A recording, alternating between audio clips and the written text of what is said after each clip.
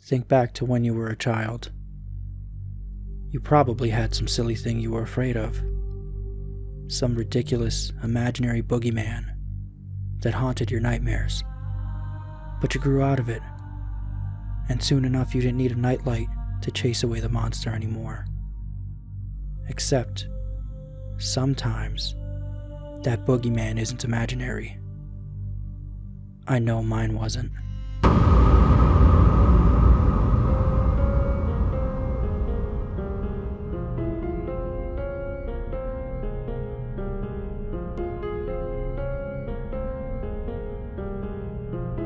If you were dreaming right now, how would you know it? Would things look different? Feel different? Smell different? I mean, if it was my dream, there'd be way more horror babes around. But even if I was dreaming, and there were horror babes around, would it really matter? After all, dreams are fake. Right?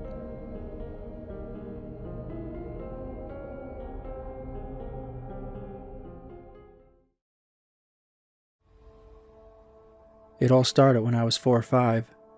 My parents and I lived in this old house in a small town. I didn't really have many friends in the area, so naturally, I spent most of my free time exploring the house and playing little make-believe games by myself. There was one part of the house I refused to go in though. The basement. For whatever reason, I was convinced that there was something living down there. And it would get me if I ventured down there. I wasn't as wrong as you'd think.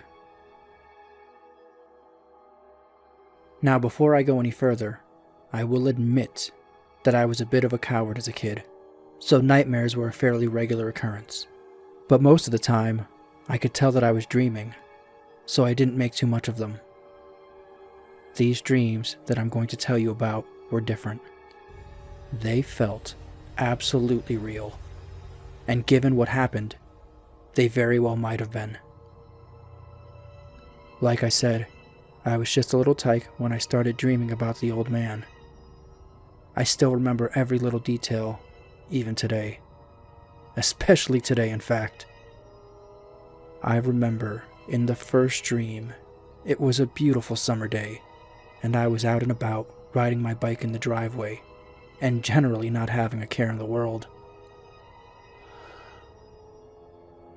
My parents were outside, watching me, and as far as I cared, everything was perfect as it could be.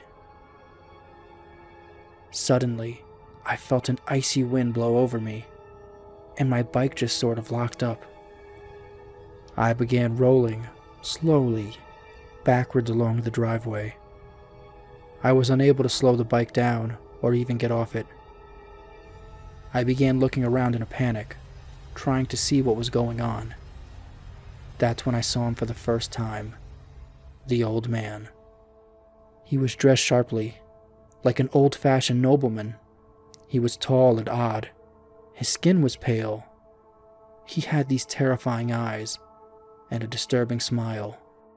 Being so young, I was unable to articulate exactly what I saw when I looked into the cold, dead eyes of what we came to call the Dream Man. Even as a grown man, I still can't. What I saw was simply too alien, too inhuman. Some thing's poor attempt at feigning humanity. I didn't waste any time. As soon as I saw that horrible thing, I tried to run. But I still couldn't even manage to get off my bicycle. I turned to scream for my parents, only to find they weren't there anymore. Not that they could have done anything anyways. I slid backwards, right into the arms of the old man, his horrible eyes staring at me. I felt a freezing numbness as his long, bony fingers grasped my arm, his dirty claw-like nails digging into my flesh. I remember how the old man leaned in close, breaking away from his bizarre smile just long enough to whisper one word to me. Cellar. The next thing I knew, I was being shaken awake by my parents, as I had actually been screaming in my sleep. I told them about what happened, and they told me it was just a nightmare. I believed them. Every so often, I would have nightmares about the man, but since they were only dreams, my parents didn't think much of them. That is, until I started sleepwalking. As bad as my first encounter with the Dream Man was, the worst had yet to come. The Dream Man was always the same. It always started off with me in my room, playing, when I would suddenly get a sense of wrongness about my surroundings. An urgency I couldn't shake.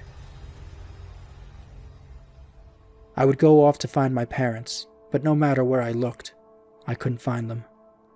When I would go to the hallway where the door to the basement was, I would hear someone calling me. When I would turn around to see where the sound came from, the basement door would swing open, and there would be the old man beckoning me, calling me without moving his lips, locked onto me with his unblinking stare. I was powerless. I could do nothing but march towards him, screaming silently in my mind as my limbs jerkily dragged me along against my will. A prisoner to my own body. Usually at this point, I'd be woken up by my parents. Somehow, I would sleepwalk all the way to the cellar door. They almost always caught me before I started to go down the stairs, but not always.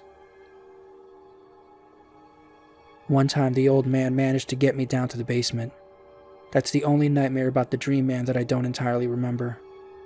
I just remember that I was in the basement with him, and he gripped my leg in his icy dead grip, that vile grin on his face. I woke up in excruciating pain. Apparently, while sleepwalking, I fell down the stairs into the basement, breaking my leg in the process. After I got out of the hospital, my parents took me to see a psychologist who thought the nightmares and sleepwalking were stress-induced, stating my parents' constant arguing was probably to blame. But, just in case, I was prescribed a medication to help me sleep. Naturally, after what happened, sleep was the last thing I wanted to do, and being a little kid, I tried to stay awake forever. Obviously, this didn't work, but strangely enough, the nightmares sort of subsided.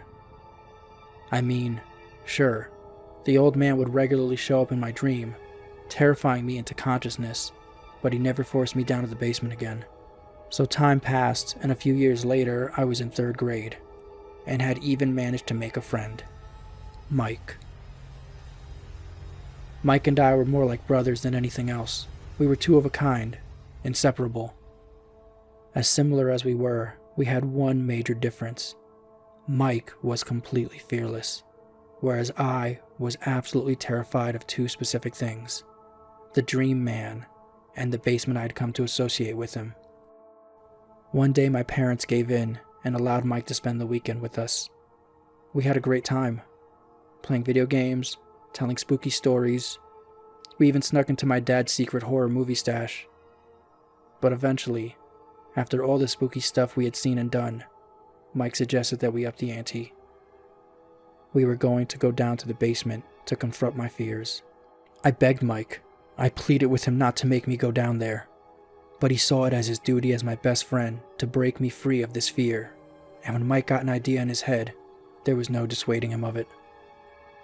I wish I could say what happened next was only a nightmare. It was just after midnight. We crept down the stairs into the basement, armed with flashlights and, in my case, a wiffle ball bat. We spent about half an hour down there, looking in every corner for the aged ghoul who had haunted my dreams for so long. With no success, Mike smiled at me and told me I didn't have to be afraid anymore, and we decided to go back upstairs. That's when everything went to hell. Standing there in the doorway was the Dream Man, every bit as horrifying as he had been in my dreams. In one swift motion, he clamped his gnarled hands around my shoulder, and with one determined motion lifted me off the ground so we were eye to eye. Those nightmarish eyes of his filled my vision. I heard screaming, but I couldn't tell if it was coming from me or from Mike. I don't remember what happened after that. The next thing I knew, I was waking up on the cold, hard floor, and Mike was huddled in the corner shuddering, wide-eyed and pale, clutching the bat to his chest. For some time afterwards, I continuously asked him what happened, but he always refused to tell me. As time passed, we grew distant, as friends often do, and as Mike became more and more withdrawn, I always blamed myself. Whatever happened to us in that basement had changed him, and it was all my fault. Eventually, I stopped dreaming about the old man, and I managed to put the whole thing behind me. I went to college, met a great girl. We've been married now for 10 years, and everything's pretty great. Like I said, I managed to move on, and nearly managed to forget about the dream man. Until this morning, that is. At breakfast, my son told my wife and I about a dream he had last night. A dream about an old man in the basement. An old man with cold hands and terrifying eyes.